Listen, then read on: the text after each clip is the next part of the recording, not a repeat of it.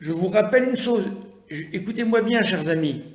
Tous nos choix ici-bas, pécamineux ou vertueux, c'est-à-dire ceux qui nous conduisent à faire les péchés ou à la vertu, il faut que nous soyons des hommes pour le faire. C'est-à-dire qu'il faut que nous ayons notre corps.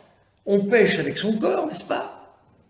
Celui qui commet la fornication, d'accord, qui couche avec des gens en dehors du mariage, il le fait avec son corps. C'est pas une âme qui fait ça, c'est son corps et son âme. Quand on fait du bien, on voit des SDF dans la rue, on va leur parler. C'est pas un ectoplasme qui vient leur parler. Qui vient leur parler? Un homme composé d'un corps et d'une âme.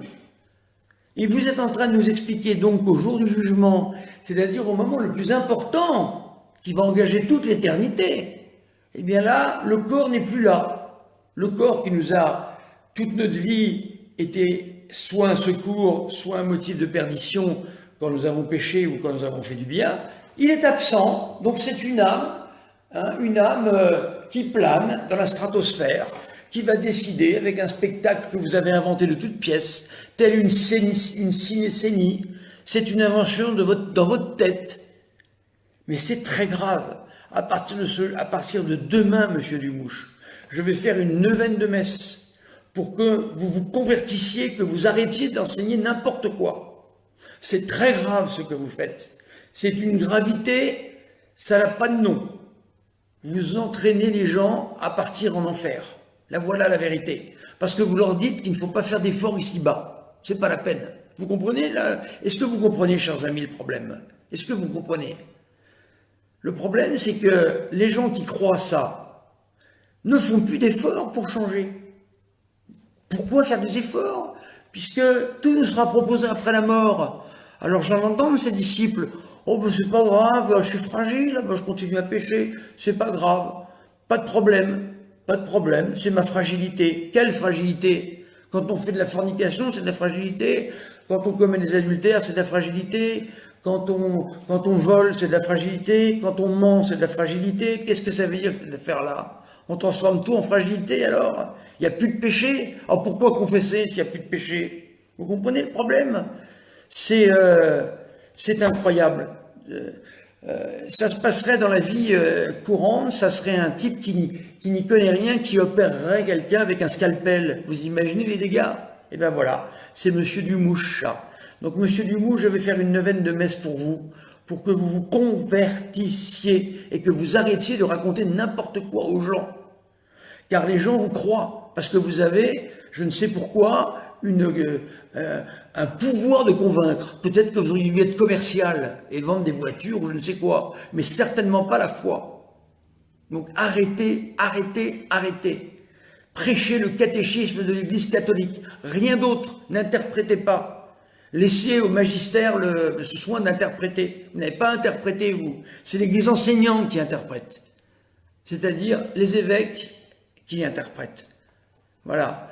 Nous aidons, nous sommes auxiliaires des évêques. Donc j'ai plus de qualité pour vous que vous pour parler de ça.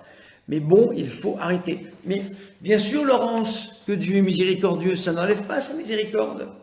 La preuve, il donne à tout homme ce que l'on appelle la grâce suffisante. Donc la miséricorde se situe là. Ça veut dire qu'en fait, les gens reçoivent, comment dire, moi-même, j'avais une chance sur 1 milliard d'arriver là où je suis, parce que j'ai reçu une grâce sanctifiante particulière. Voilà, donc on reçoit une grâce, comme je l'ai dit, qui est une grâce suffisante, c'est l'Église qui le dit, c'est pas moi. Si je coopère à cette grâce, elle devient efficace, et à ce moment-là, je peux faire mon salut. Et il faut également que la justice de Dieu puisse être appliquée. C'est pas nous qui faisons la justice, c'est Dieu qui est juste, c'est pas nous. Est-ce que vous comprenez ce que je veux dire? Voilà. Alors je vois qu'il en parle très souvent, donc moi je fais des vidéos pour quand même que je revienne sur le sujet très souvent, parce que c'est très grave. J'ai entendu ses disciples, je le répète pour que vous mettiez bien ça dans la tête, c'est ça la pédagogie, c'est de répéter. Je le répète peut-être pas assez.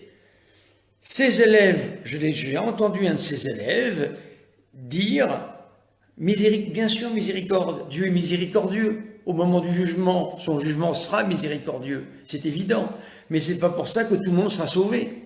C'est pas possible. Il y a des gens, tout le monde est sauvé. Des gens qui ont torturé des enfants toute leur vie vont être sauvés. Mais quelle abomination! Ça veut dire que vous imaginez la scène. Marc Dutroux va se retrouver avec ses petites victimes. Mais qu'est-ce que c'est que ce ciel?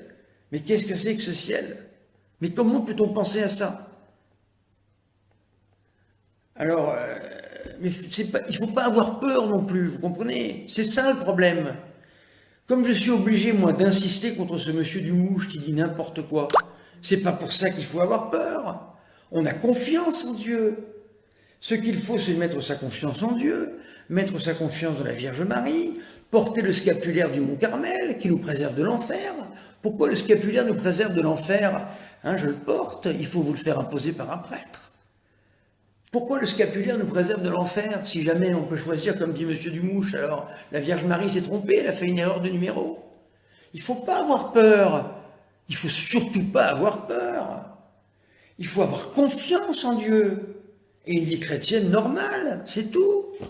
Confessez-vous régulièrement, aimez le bon Dieu, priez la Vierge Marie, essayez d'être de bons catholiques, faites le maximum.